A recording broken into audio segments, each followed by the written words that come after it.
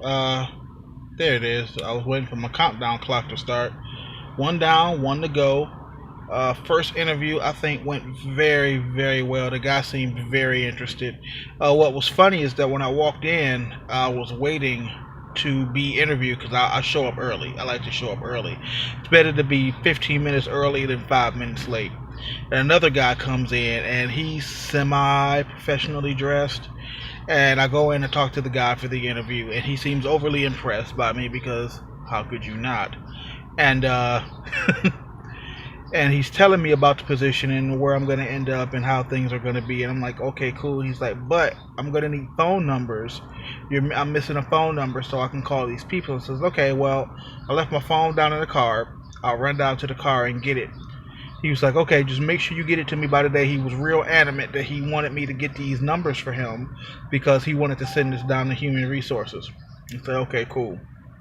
So I come down to the car, I look it up, I Google that shit real quick, and I run back upstairs to give him this information. And the second guy who was there to be interviewed was just gone. He just wasn't there. He just disappeared. It was the weirdest thing. Like as I was leaving, he got up to be interviewed, and my interview lasted like 10 minutes. So I figured at the very least I would have to stand outside this guy's office, wait for him to finish with this interview, and then I would go in. But the other guy was just long gone, which says to me he knew he wasn't interested in this dude. He was like, okay, yeah, we'll send this down to human resources, what the fuck ever.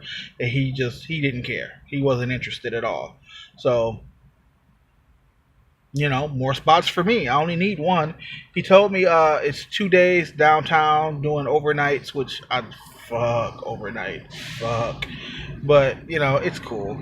And also it will be 3 days a week over in like this area, which is more like the midtown area. So I'm like, okay, cool. I can do that. I can get down on that. So here we are. That's where we stand now. We're back at Asia's mom's office and we're just waiting for her. So we're gonna take her back to work. She's got two offices. Got two offices, one for the work and something for the other work. I don't know. That was wow. That was a lame joke. And I nailed I just completely botched the time in there. It's like, ugh, never mind. So we're gonna take her back to work, and then we got a little bit of time to kill, so we might pick up groceries, or we'll wait until we go get Mike to pick up groceries. However, we want to do that. But one down, one to go. Let's see what we can do.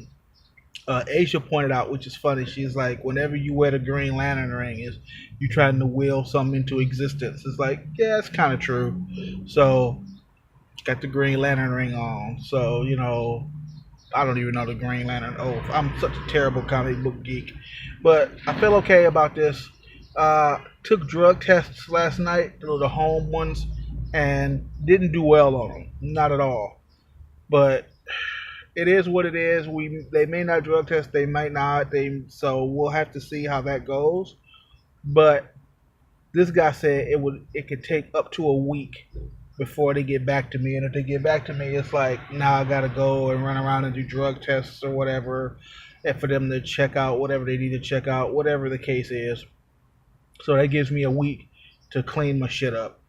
Also, because I've already worked for G4S, all my shit might just be in the system. They may not require me to drug test for another position. So we'll see what happens. But in the meantime, I look fucking good in a tie. Yeah.